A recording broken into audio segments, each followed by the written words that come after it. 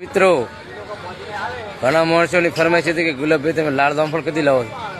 આપણે લાલ જામફળ લાવી દીધા છે. તમને હું બતાવી દઉં.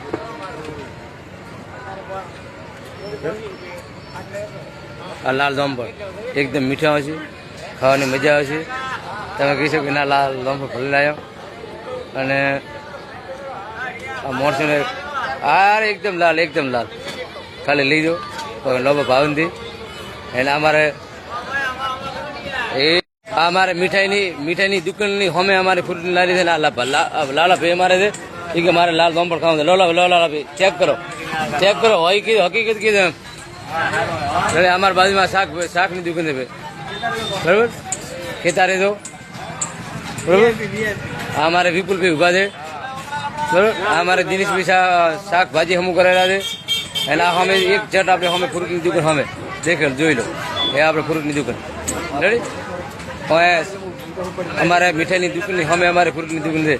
અમારે બાજુ બેઠા ચકોભાઈ, અમારે ભૂરાભાઈની શાકભાજીની દુકાન, બરાબર. જય હિન્દ, જય ભારત.